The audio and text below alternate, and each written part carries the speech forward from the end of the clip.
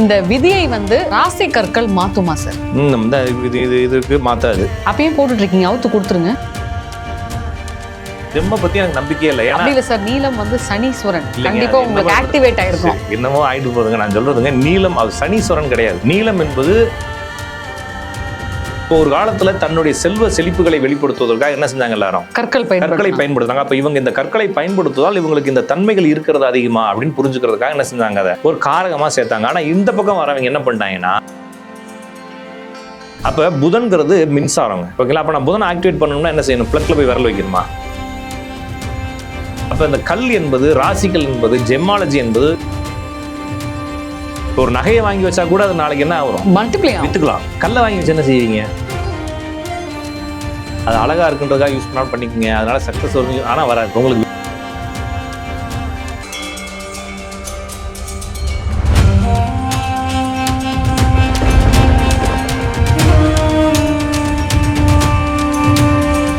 You Tamil பக்தி நேயர்களுக்கு அன்பார்ந்த வணக்கம். இன்னைக்கு நம்ம கூட ராஜநாடிகா பார்த்திபன் சார் இருக்காரு. வணக்கம் சார். வணக்கங்க. நேரில் வணக்கம் சார். பொதுவா எந்த ஒரு விஷயத்த உங்ககிட்ட வந்து கேட்டாலுமே நீங்க வந்து விதிப்படியே நடக்கும், அது என்னவோ அதுதான் அப்படின்றீங்க இல்லையா? அப்போ இந்த விதியை வந்து ராசி கற்கள் மாத்துமா சார்? இதுக்கு மாத்தாது. அப்பயும் போட்டுட்டு இருக்கீங்க, அவுத்து கொடுத்துருங்க. அவுத்து கொடுத்தா காசு. அதான் வந்துங்க, இது ரொம்ப நாளைக்கு முன்னால் ஒரு ஜெம்மாலஜி வந்து எனக்கு ரொம்ப நெருக்கமானவர், எங்கள் மாமாவுக்கு தெரிஞ்சவர். அவர் என்னுடைய சும்மா இருக்கிறப்ப என் ஜாதத்தை பார்த்துட்டு, நான் எனக்கு ஜெம்மு மேலே நம்பிக்கை கிடையாது, அதை நான் எதிர்த்து பேசுகிறேன். அவர் என்ன சொல்கிறாருன்னா, நீ எவ்வளோ பேச்சு பேசுகிறல, உன் ஜாதத்துக்கு நீளம் பயன்படுத்தினா நாசமாக போயிடுவேன்னு சொன்னார். ஓகேங்களா? அப்போ வாங்கி போட்டேன். ஓகேங்களா? நீளம் பயன்படுத்தி நான் நாசமாக போயிட்டேன். நல்லா தான் இருக்கிறேன். நல்லா சம்பாதிக்கிறேன். ஓகே, பரவாயில்ல. அதனால ஒன்றும் தப்பு இல்லை. ஆமான்னு சொல்கிறதுனால தப்பு இல்லை. வந்தாலும் இனிமேல் வரட்டும். அப்போ இது வந்து இந்த நீளம் அப்படிங்கிறது எனக்கு எந்த ஒரு நன்மையும். நீங்க நல்ல ஜாதகத்தை பாத்தீங்களா? ஏன்னா நீங்க மத்த ஜாதகத்தை தான் பாத்தீங்க. எனக்கு நம்பிக்கையே இல்லை. ஜெம்ம பத்தி எனக்கு நம்பிக்கையே இல்லை. அப்படி இல்லை சார், நீலம் வந்து சனீஸ்வரன், கண்டிப்பா உங்களுக்கு ஆக்டிவேட் ஆயிருக்கும். என்னமோ ஆயிட்டு போதுங்க. நான் சொல்றதுங்க, நீலம் அது சனீஸ்வரன் கிடையாது. நீலம் என்பது சனி குடிக்கக்கூடிய கலர் தானே தவிர கல் வந்து சனீஸ்வரன் கிடையாது. அதை நீங்கள் சரியாக புரிஞ்சுக்கணும். சரிங்களா? அப்போ இந்த கல், இந்த இது வந்து டைமண்டு. அப்போ இது சுக்கிரனா? சுக்கிரன் தான். ஆமாம், சுக்கிரன். அப்போ இது வந்து டைமண்ட் இருந்தா கண்டிப்பாா லக்ஷ்மி தாண்டவம் எப்படி ஆடும்? இது எனக்கு ஒருத்தங்க கிஃப்ட் கொடுத்தாங்க. சரிங்களா? அதை நான் போடக்கூடாதுன்றதுக்காகலாம் இல்லை, போட்டுக்கணும். அவங்க சொல்லி கொடுத்தது கழட்டக்கூடாது கடைசி வரைக்கும் போட்டாச்சு. அப்போ இந்த கல் நம்மளுடைய வாழ்க்கை எதையுமே மாற்றுறது இல்லை. ஒருவேளை நான் கல் போட்டிருக்கேன், எனக்கு அது எனக்கு ஒரு யூனிக்காக, எனக்கு ஒரு ஐடென்டிட்டியாக இருக்குது, பிடிச்சிருக்குன்னா நீங்கள் என்ன செய்யலாம்? ஃபாலோ பண்ணிக்கலாம். அது தப்பு இல்லை. அதை போட்டதுனால உங்களுக்கு நன்மையும் வராது, தீமையும் வராது. நீங்கள் அப்படியே நார்த் சைடு போனீங்கன்னா முஸ்லீமு, கிறிஸ்டியனு, ஹிந்து எல்லாருமே கல் போட்டிருக்காங்க 5 விரல்லையும். சார், அதுதான் நான் கேட்கணும்னு நினைச்சேன். நார்த் இந்தியால வசன்னு செம்ம பெரிய பெரிய சைஸ்ல கல் போட்டிருக்காங்க. இவ்வளவு பெருசு வச்சுக்கிறாங்க. ஏதாச்சும் கத்திரிக்காய் குழம்புல விழுந்துச்சுன்னா உள்ள எது கத்திரிக்காய் கல்லுன்னு தெரியாத அளவுக்கு பெருசா வச்சுக்கிறான். ஓகேங்களா? கலர் கலரா வாங்கி மாட்டிக்கிறான். அவன் என்ன ஜாதின்னு கூட தெரியாது, என்ன மதம் கூட தெரியல, எல்லா மதத்துக்காரனும் மாட்டிக்கிறான். ஏன்னா அந்த பொதுவாகவே நம்ம ஊருக்குள்ள எது வந்தாலும், இப்போ நீங்க ட்ரெஸ் போட்டிருக்கீங்க, நான் ட்ரெஸ் போட்டிருக்கேன், இந்த ட்ரெஸ்ஸும் கலரை வச்சு நான் என்ன கிரகம் பிரிப்பேன். இப்போ நான் என்ன கிரகம், நீங்க என்ன கிரகம்? கிரீன்னா ப்ளூ, கிரீன்னா வந்து புதன், அவ்வளவுதான். இது புதனுடைய ஆக்டிவேஷன் அப்படின்னு நான் புரிஞ்சுக்கிறதுக்காக நான் அதை பிரிக்கிறேன். அது போல நீங்க எதை பயன்படுத்தி இருந்தாலும் அதை என்ன செய்யும்? நான் கிரகங்களாக பிரிப்பேன். அப்போ ஒரு காலத்துல தன்னுடைய செல்வ செழிப்புகளை வெளிப்படுத்துவதற்காக என்ன செஞ்சாங்க? எல்லாரும் கற்களை பயன்படுத்தாங்க. அப்ப இவங்க இந்த கற்களை பயன்படுத்துவதால் இவங்களுக்கு இந்த தன்மைகள் இருக்கிறது அதிகமா அப்படின்னு புரிஞ்சுக்கிறதுக்காக என்ன செஞ்சாங்க? அதை ஒரு காரகமாக சேர்த்தாங்க. ஆனால் இந்த பக்கம் வரவங்க என்ன பண்ணிட்டாங்கன்னா, அந்த கல்லை பயன்படுத்தினா அந்த கிரகம் ஆக்டிவேஷன் ஆயிரும்னு என்ன செஞ்சுட்டாங்க? அப்போ புதன்கிறது மின்சாரங்க. ஓகேங்களா? அப்போ நான் புதனை ஆக்டிவேட் பண்ணணும்னா என்ன செய்யணும்? பிளக்ல போய் விரல் வைக்கணுமா? புதன் ஆக்டிவேட் பண்ணணும்னா வேற எமரால்டு. நான் சொல்றதுங்க, எமரால்டு கிடைக்கல, வீட்டில் கரண்ட் தான் இருக்குது, என்ன செய்யறது? கரண்ட்டுக்குள்ள விரல் வைக்கிறதா? புரியுது. அதெல்லாம் இல்லைங்க. அப்போ நம்ம உடம்புக்குள்ளே புதனுடைய சின்ன சின்ன சிற்றெலும்புகள், காது எலும்பு, இதெல்லாமே புதன் தான். அதெல்லாம் நமக்கு உடம்புலேயே இருக்கு, மாட்டிட்டு தானே இருக்குது ஆல்ரெடி. அப்புறம் புதுசாக எமரால்டு மாட்டுறது, இல்லாட்டினா நான் சொல்றது கிரீன் மாட்டினா புதன்றப்ப நான் ஆல்ரெடி புதனுடைய பார்ட்ஸ் எல்லாம் எனக்கு உடம்புக்குள்ளே இருக்கு. சரி, அப்போ எனக்கு ஒரு சந்தேகம் சார். அப்போ மனிதர்கள் எல்லாருமே வந்து குரங்கா? அந்த குரங்கான்னு நான் ஏன் கேட்கறேன்னா, ஒரு குரங்கு தொப்பியை கழட்டி போட்டுச்சுன்னா எல்லாமே டக்கு டக்குன்னு தொப்பியை கழட்டி போடுமா? அந்த மாதிரி நானே சொல்றேன். ஒருத்தர் இல்லைங்க. அதாவது வந்துங்க, இது என்னன்னா, ஒரு கூட்டமே செஞ்சா கூட அது உண்மைன்னு இருக்கணும்னு அவசியம் இல்லைன்னு நான் சொல்றேன். ஓகேங்களா? அதாவது வந்து இதுக்கு ஒரு லாஜிக் இருக்கணும். ஒரு மனிதனுடைய செயல்பாடுகளில் இந்த கல் எந்த வேலையும் செய்யறது இல்லைன்னு சொல்றேன். ஏன்னா அந்த கல் வந்து இடையில தான் வந்தது. அதுக்கு முன்னால மனிதர்கள் என்ன செஞ்சுட்டு இருந்தாங்க? எப்படி சார் இடையில வந்ததுன்னு நீங்க சொல்வீங்க? உங்களுக்கு தெரியாததா? அந்த காலத்துல ராஜாக்கள் எல்லாம் போட்டுருப்பாங்க. ராஜாக்கள் தான் முதல்ல உலகம் ஆரம்பிக்கிறப்ப ராஜா தான் தோன்றானா? ஏங்க நீங்க எதையாச்சும் சொல்லக்கூடாது. ராஜாக்களுக்கு முன்னால இன்னும் நிறைய மெத்தட் இருந்திருக்கு. அப்ப என்னன்னா ஆதி காலத்துல இருந்து மக்கள் அதை பயன்படுத்தல. எனக்கு தெரிஞ்ச நான் பழனியில எங்க மாமா கிளாஸுக்கு மாமா ஜோசி கிளாஸ் எடுப்பார், 2 நாள் கிளாஸ் எடுப்பாரு. அப்ப நாங்க பழனியில உட்காந்து கிளாஸ் ஈவினிங் முடிஞ்சிடும். அதுக்கப்புறம் நைட்டு வரைக்கும் நாங்க என்ன செய்வோம்னா கூட்டமா உட்காந்து ஜோசியத்தை பத்தி என்ன செஞ்சுப்போம், பேசிக்கிட்டே இருப்போம். ஏதாச்சும் ஒரு சாப்டர் வச்சு பேசுவோம். எல்லாமே வயசானவங்க. எங்க மாமா கிளாஸுக்கு ரெகுலரா வரவங்க என்னை மாப்பிள்ளைன்னு கூப்பிடுவாங்க. அப்போ அவங்க நிறைய நுணுக்கங்களை சொல்லி கொடுப்பாங்க. அவங்களோட சேர்ந்து நாங்கள் பழனிக்கு மேலே என்ன செய்வோம்னா அந்த புஷ்ப அலங்காரம் பார்க்கறதுக்கு போவோம். அப்படி நான் படியில் நடந்து ஜோசியத்தை பற்றி பேசிக்கிட்டே மேலே போவோம். அப்போ அவங்க சொன்னது எல்லாமே இந்த விஷயங்களை பற்றி பேசும்பொழுது நாங்கள் பேசிக்கிட்டது எல்லாமே இந்த கல் இதெல்லாம் தான். அப்போ ஒருத்தர் அதில் வாஸ்து நிபுணர் இருந்தார். அப்போ என்னுடைய வீட்டை வரைஞ்சு காமிக்க சொன்னார். உங்களோட வீட்டை எனக்கு பிளான் போட்டு காட்டு. நைட்டு பேசுகிறோம்ல, ஏதாச்சும் பேசணும்ல. அப்போ உன்னோட வீட்டை பிளான் போடுறப்ப பார்த்தோன்னே ஒரு சாக்கு, 2 மாதத்துக்கு மேலே அந்த வீட்டில் இருந்தேன்னா இறந்துருவேன் நீ. எப்படி இருந்திருக்கும்? அதுவும் அவர் பெரிய வாஸ்து சாம்ராட். அவர் ஓகே, இப்பயும் பெரிய ஆளாக இருக்கிறாரு. அவர் 2 மாதத்துக்கு அந்த வீட்டில் தான் இறந்துருவேன்னு சொன்னார். அவர் சொல்லி 2013 சொன்னார். 13 வருஷம் ஆச்சு. அந்த வீட்டில் தான் இருக்கிறேன். ஓகேங்களா? அப்போ இது நான் பேசிட்டு இருக்கிறது ஆவியோடையா? எதுங்க பார்த்திபன் ஆவியோட அப்படின்னு வச்சுக்கோங்க. என்னன்னா அவங்க ஒன்று விஷயத்தை நம்பி இருக்கிறாங்க. அதை தீர்க்கமா ஒருத்தனை குழப்பணும்னு அவசியம் இல்லை. இப்போ நான் ஒருவேளை அந்த ஜோசியத்தில் எனக்கு அந்த வாஸ்துங்கிறது பொய்ன்னு நம்பிக்கை இருக்கக்கூடியன்றதுனால எனக்கு என்ன ஆயிடுச்சு, மனசுக்கு இல்லை. இதே சாதாரண நாட்டு சொல்லி தானே இருக்கும், பயந்துட்டு இருப்பாங்க. அவர் தான் என்ன செஞ்சாருன்னா பாண்டிச்சேரியில் என்னுடைய அவருடைய நண்பர் அவர் தான் எனக்கு இன்ட்ரோடியூஸ் பண்ணி வச்சு. அவருடைய நண்பருக்கு வீட்டுக்குள்ள இரும்பு ராடு பயன்படுத்தக்கூடாது கீழே. அது எப்படி சார்? அது வாஸ்து குறைபாடுன்னு சொல்லி பீம் போட விடாம வீடு கட்டி வச்சிருக்காரு. ஓகேங்களா? அப்புறம் நான் என்ன கேட்டேன், ரூஃப் எப்படியா போட்டேன்னு கேட்டேன். எப்படி சார்? லிண்டலுக்கு மேல இரும்பு யூஸ் பண்ணலாமா, அதுக்கு கீழே இரும்பு யூஸ் பண்ணக்கூடாதான், காப்பர்ல தான் லிங்க் அடிக்கணுமா அப்படி. அதனால வரவனை எப்படி வேணாலும் குழப்புவாங்க. அப்போ இந்த கல் என்பது, ராசிக்கல் என்பது, ஜெம்மாலஜி என்பது, இப்போ நீங்கள் வேற ஒன்றும் இல்லை, இப்போ ஃபேமஸாக இருக்கக்கூடிய கல் விற்கக்கூடிய 4-5 ஜோசியர்களில் ஒரு ஜோசியர் யார் போனாலும் அவருக்கு 40,000 50,000 கல் எழுதி கொடுப்பார். அவருக்கு கல் சப்ளை பண்ணுற சேட்டு பசங்கள்லாம் எனக்கு தெரிஞ்ச பசங்க 200 தான் கல் கொடுக்குறாங்க. என்ன சொல்கிறேன்னு புரியுதா உங்களுக்கு? எல்லா கல்லையும் 200 தான் கொடுக்குறானுங்க அவருக்கு. ஆனால் அவர் எவ்வளோக்கு விற்கிறாரு? ஆமாம், 2000 முறை உருவேற்றப்பட்டது அப்படின்னு. உருவெல்லாம் ஒன்றும் ஏற்றுறதில்ல. அங்கே ஒரு டீம் இருக்கிறாங்க. அவங்க சும்மா ஒரு பூஜை மாதிரி போட்டு எப்போ பார்த்தாலும் பூஜை நடக்கிற மாதிரி சீன் கிரியேட் பண்ணிருப்பாங்க. உங்கள்கிட்ட கல் விற்கிறாங்க. ஒரு கல்லுக்கு 25,000 30,000 லாபம் அவங்களுக்கு. அப்போ இது ஒரு என்ன ஆயிடுச்சுன்னா ஒரு பிஸ்னஸ்ன்னு என்ன ஆகிப்போச்சு, தெரிஞ்சிருச்சு. அப்போ அந்த பிஸ்னஸ் என்ன செய்யறாங்க, ரொம்ப ஸ்மார்ட்டாக பண்ணுறாங்க. இப்போ ஒரு நகையை வாங்கி வச்சா கூட அது நாளைக்கு என்ன ஆகும், மல்டிப்ளை விற்றுக்கலாம்.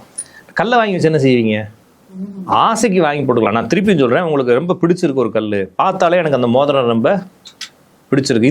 இந்த மோதிரம் கூட ப்ளூன்னு சொல்கிறப்ப இந்த டிசைன் எனக்கு ரொம்ப சப்பியாக சின்னதாக நைஸாக இருக்கணுன்றது எனக்கு ஒரு மோதிரத்தை பார்க்குறப்ப எனக்கு ஒரு ஆசை இருந்துச்சு. அப்போ நான் ப்ளூலேயே இந்த மாதிரி செஞ்சு விடுன்னு சொல்லி போட்டேன்.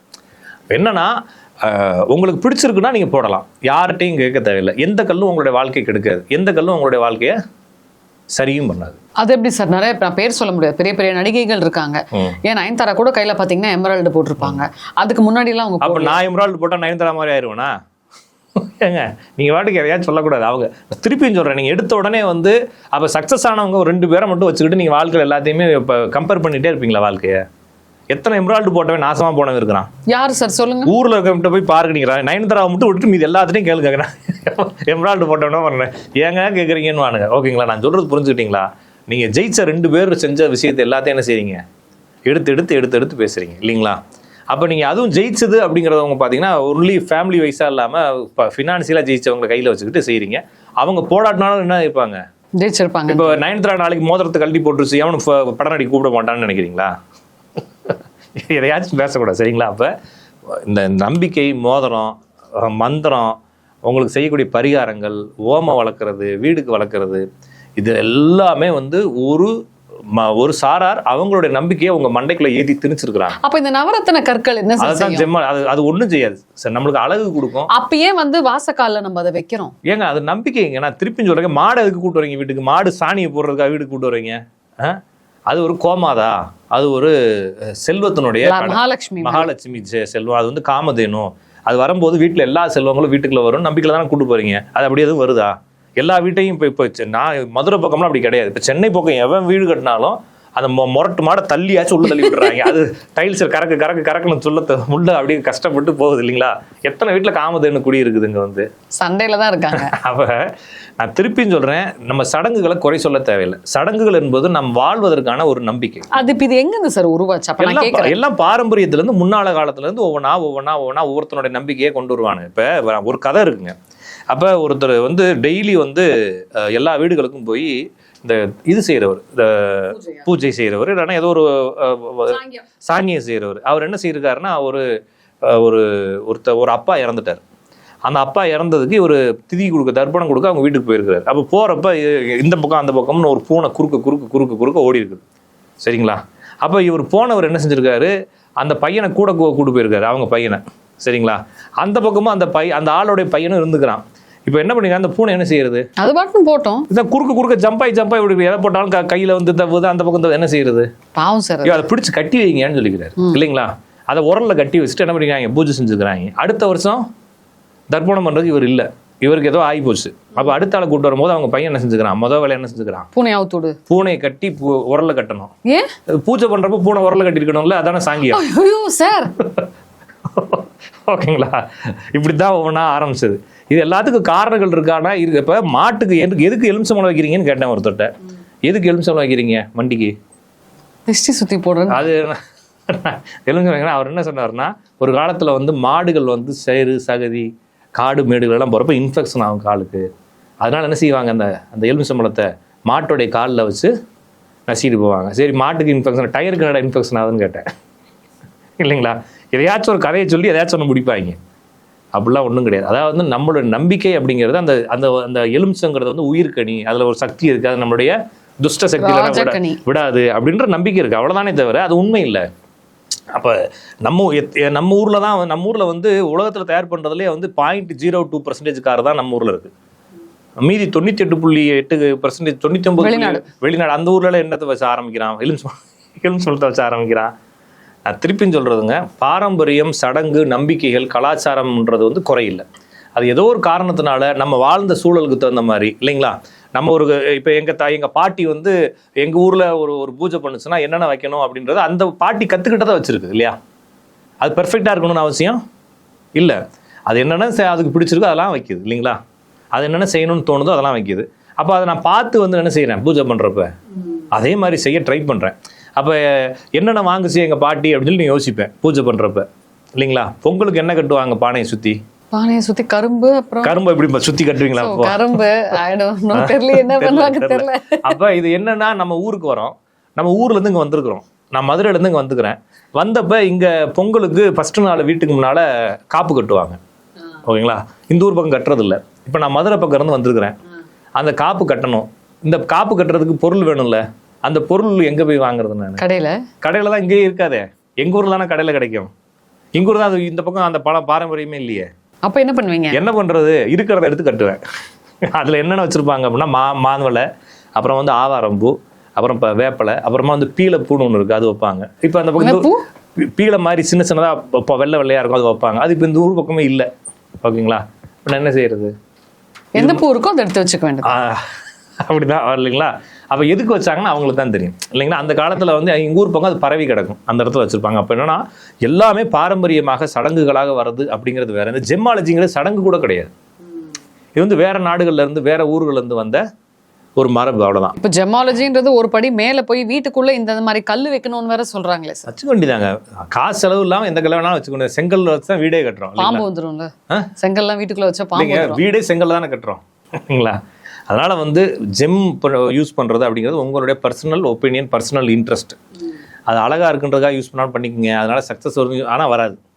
உங்களுக்கு விதி இருந்தால் வரும். ஒருவேளை தப்பா போட்டோம், இப்போ என்ன சொல்றாங்கன்னா, உங்கள்ட்ட ஏதாச்சும் கல் கொடுத்தா உடனே போடக்கூடாது. என்ன செய்யணும், வச்சிருந்துட்டு போடணும். பாக்கெட்ல வச்சிருக்கணும், இத்தனை நாள் வச்சிருக்கணும். அது வந்து ரியாக்ஷன் பண்ணுதான்னு பார்க்கணும். அதான வேற ஏதாச்சும் ஆப்பா ஏற்றி விட்டுருக்கீங்க மண்டைக்குள்ள, ரியாக்ஷன் பண்றது ஒன்றும் கிடையாது. இருந்தாலும் அதை ஒரு கிரியேட் பண்றாங்க.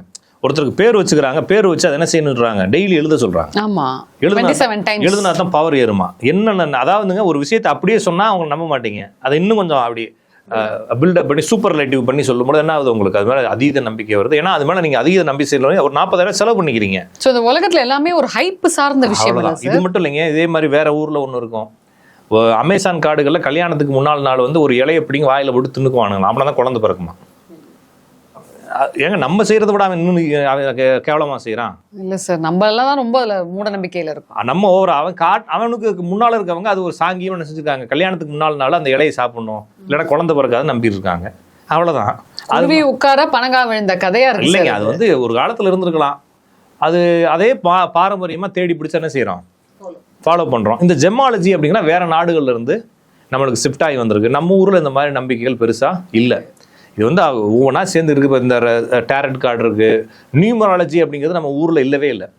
ஓகேங்களா? வேற ஒருத்தர் கொண்டு வந்து நம்ம ஊர் வெளிநாட்டுக்காரர் நம்ம ஊர்ல விட்டது. இப்போ பார்த்தீங்கன்னா நியூமராலஜி படி பேர் வைக்கணும், அதான் ஜோசியங்கிறாங்க. ஜோசியத்தில் அது இல்லவே இல்லை. எந்த ஜோசியனுடைய நியூமராலஜியே கிடையாது. இருந்தாலும் நம்ம ஆளு என்ன செய்யறாங்க, அது ஜோசியம் மரபு பாரம்பரியம் பத்தி தீவிரமா அதை ஃபாலோ பண்றாங்க. சித்தர்கள் பொய் சொன்னாங்களா? சித்தர் எப்படி ஏபிசிடி சொன்னா இல்லைங்களா? இவங்க எதையாச்சும் சொல்லுவாங்க. அப்ப இந்த கல்லு, செங்கல், கருங்கல், ஜம்மு, அந்த கல்லுங்களாம் சும்மா நம்ம மனசு திருப்திக்காக போட்டுக்கலாமே தவிர, அது மனசு திருப்திக்கு எவ்வளோ செலவு பண்ணலாம்? ஒரு 5000 செலவு பண்ணுங்க.